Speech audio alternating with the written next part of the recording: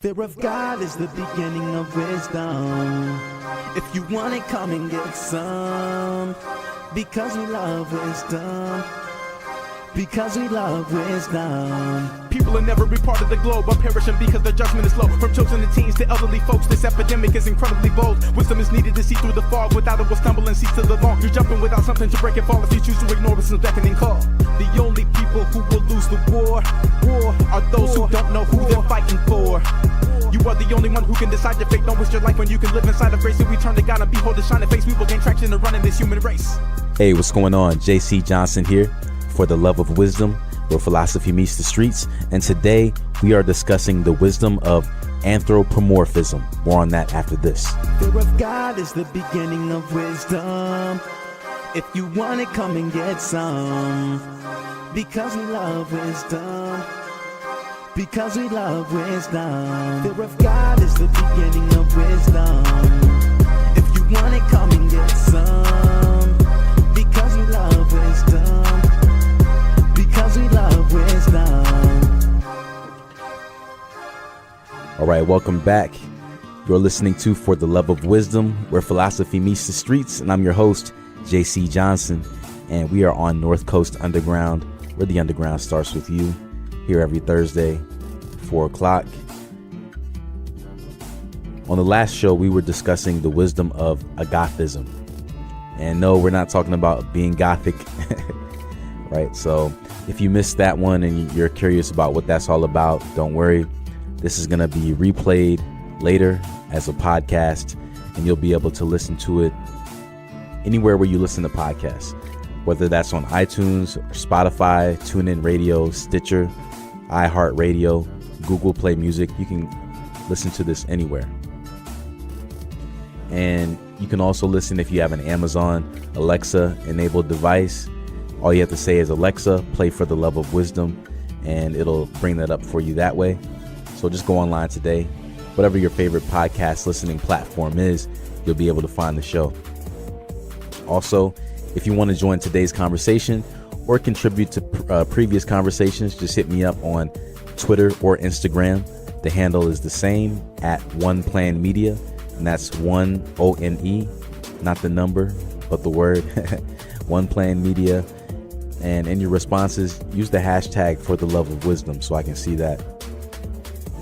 Also, the new single from Johnsonian Theory, which was highlighted on the last few episodes about capitalism and socialism. That song in its entirety by Johnsonian Theory is now available for download on all your favorite music listening platforms. And you can get that on Spotify, Deezer, Google Play, or Apple Music, whatever you like to listen to music on. It'll be on YouTube as well. And today we're discussing the wisdom of anthropomorphism. Okay, so this is something interesting, especially if you've ever seen the show Animorphs. Back in the day, it used to be a popular book series and a TV show about these people who would, transform into animals. Well, in this case, anthropomorphism is something that's very common.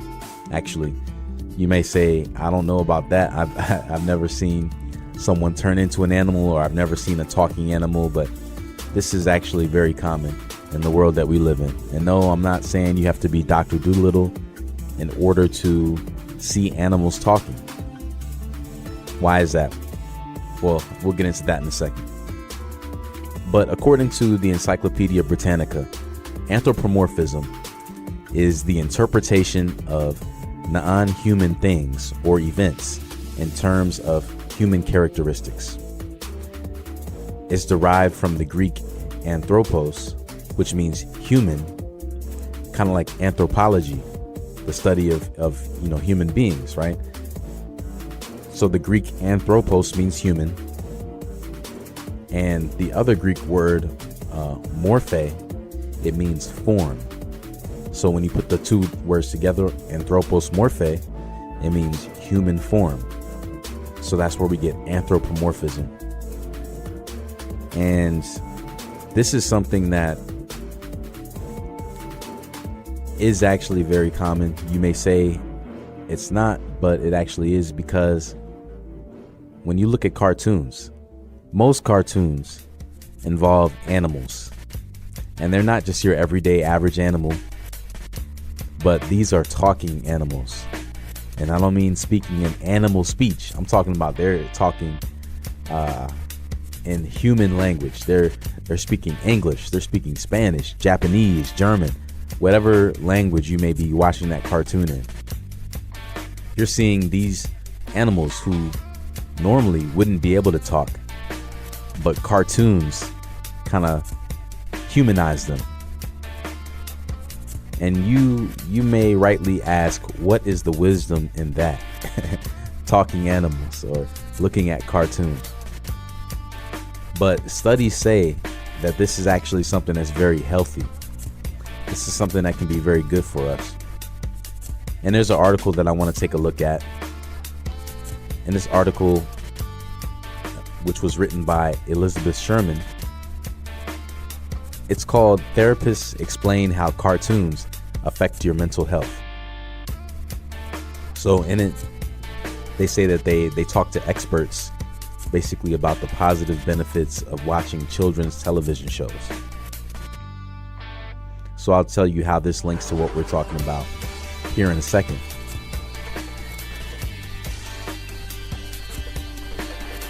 It says that in the spring of 2015, my life seemed bleak. Shuttered in at home, I spent most of my time in bed, eating delivery and watching penguins of Madagascar. And then she says, I often watch cartoons meant for children as a method of self-care. My partner confessed that he still watches Tom and Jerry in times of turmoil. So, what do we see here? We see that cartoons, not just any cartoons, but specifically cartoons involving talking penguins, talking cats, talking dogs, right? These cartoons with these talking animals are something that are used as a method of self-care. Something that is making her and her partner, making them both feel a lot better. During times of difficulty, this is something that keeps them balanced. The article quotes Dr. David Rosemarin, the founder and director of the Center for Anxiety in New York City. And he says, we would use cartoons primarily to treat depression. I also could see it being helpful for people who have chronic worry, because that co-occurs with depression. So not only are cartoons featuring talking animals good for people who are just going through hard times, but even more specifically, people who are experiencing depression and or anxiety. And the author of this article, I think, does a pretty good job of explaining why that is, right? Because you may ask, why is it that this is helpful? Why can't they just watch something with real people? But they give this explanation. They say in the zoo, where animals roam, there may be no worries about money, no heart-wrenching relationships to leave one feeling worthless.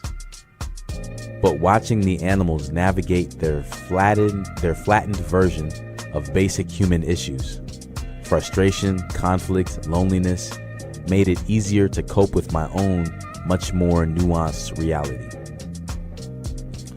So it was in seeing what these animals were going through. It was in that this person was able to then apply to their own life, some of the principles maybe that were shared, and just seeing how somebody like an animal who really, in the grand scheme of things, their problems are maybe even silly, are something that we can still all relate to. And she goes on to say, they could comfort you and remind you of the bright side of life. So that's one way that cartoons can actually be used in a positive way to make a person feel better when they're going through a really difficult time in life. I thought that was pretty cool. It's really interesting, just relating those two things there. It's something that people may not think about. Many would be embarrassed to admit that they still watch cartoons. But for those people who are confident enough to be able to say, yeah, I watch cartoons, it looks like there's a lot of benefit to it. So no need to feel embarrassed if when you've had a bad day and you feel like turning on some cartoons, maybe some classics like Looney Tunes or even something like Hey Arnold, Rugrats, stuff like that, the old school cartoons, maybe even something more modern, whatever it is that you like to watch. Even if you like to watch Paw Patrol, I'm not going to tell anybody, don't worry. You can watch it as long as it makes you feel better. I mean, what could be wrong with that? Continue watching Pokio and whatever. But more on that after this. You're listening to North Coast Underground, where the underground starts with you. All right, we are back for The Love of Wisdom, where philosophy meets the streets, and I'm your host, JC Johnson. Today we are discussing the wisdom of anthropomorphism. And by anthropomorphism, we're talking about how animals are given human characteristics, coming from the two Greek words anthropos and morphe. Anthropos meaning human, morphe meaning form, animals in human form, right? This is something that, according to many therapists, is something that can affect your mental health in a positive way.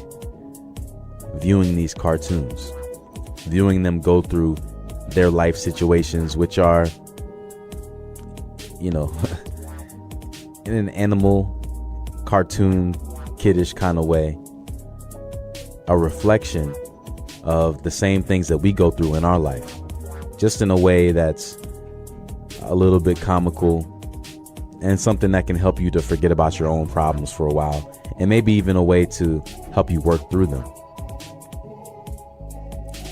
Another article called Anthropomorphism talks a little bit more about this, and it asks the question, what is anthropomorphism? And it says here, anthropomorphized beings are a stable element of films, books, and art. And attributing human behavior to animals is one way that both children and adults interact with the world. So this is something apparently that is common. It's something that we see in all kinds of media. We see it in films, we see it in books, we see it in art.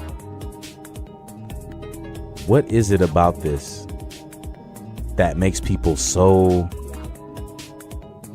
I guess, keen to want to use something like animals to try to express something as complex as human behavior and human emotions?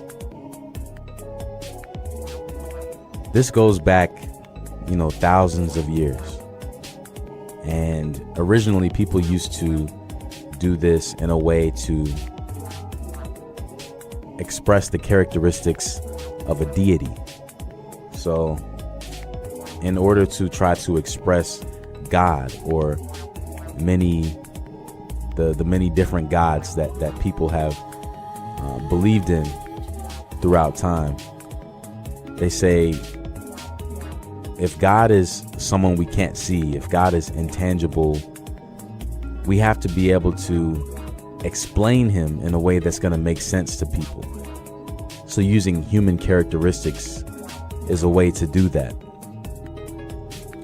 But later it became a little bit more general in how people would view this whole thing, and it goes even into like what we're talking about today, anthropomorphism, which instead of just ascribing human characteristics to a deity, now people are ascribing human characteristics to animals. Basically, what can we learn by seeing ourselves within an animal? And the purpose of cartoons, most of them at least, is to make you laugh. They're usually lighthearted unless it's an adult cartoon, but it's usually meant to, I guess, get you to focus on less of what's going on in your life, and for that 30 minutes or 1 hour or however long, you're focusing on what's going on in the lives of these cartoon characters, which are supposed to really mirror our lives. Whenever we see people who are dealing with difficult stuff, or seeing animals dealing with difficult stuff, apparently it has a positive effect. This article says that ascribing human qualities to inanimate objects is generally associated with innocuous, often positive effects like cuteness, humor, empowerment, and a mature sense of responsibility.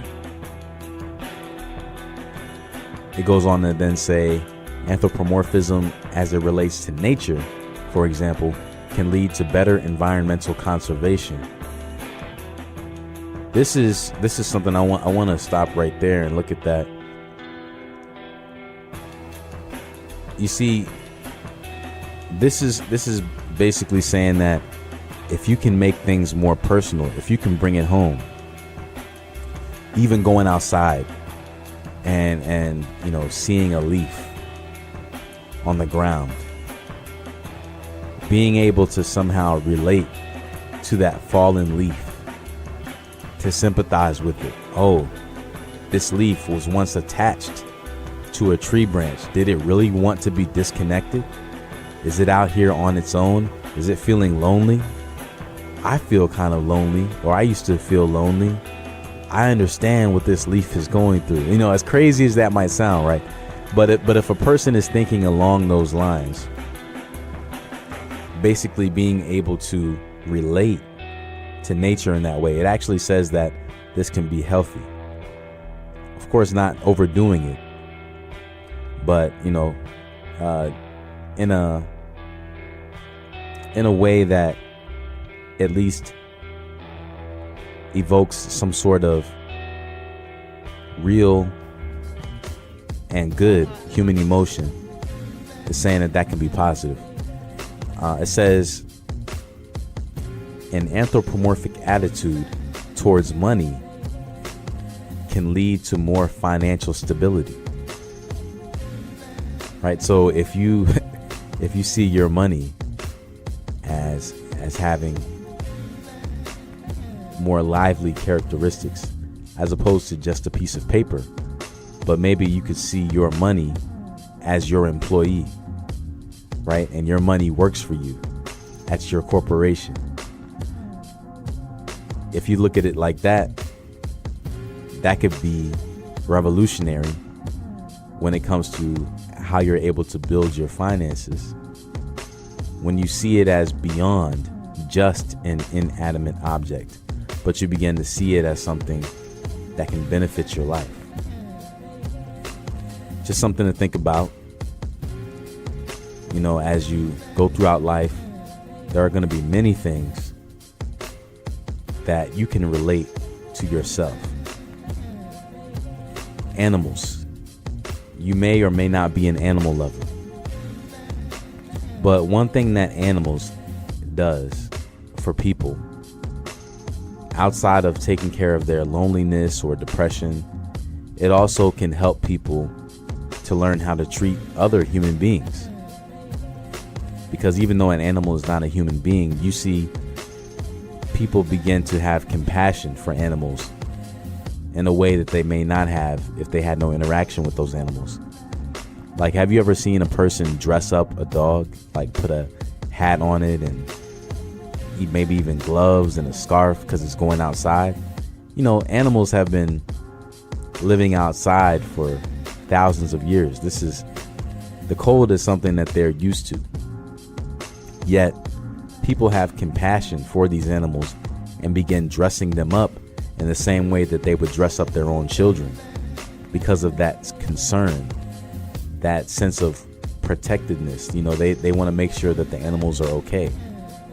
That's a positive human emotion that comes out of seeing this animal in the same way that one may see a human being. Of course, an animal is not more important than a human being, but I think that there is something good about seeing the need to take care of them, and even being able to sympathize by seeing ourselves in them. But more on that after this. You're listening to North Coast Underground, where the underground starts with you. Fear of God is the beginning of wisdom. If you want it, come and get some. Because we love wisdom. Because we love wisdom. Fear of God is the beginning of wisdom. If you want it, come and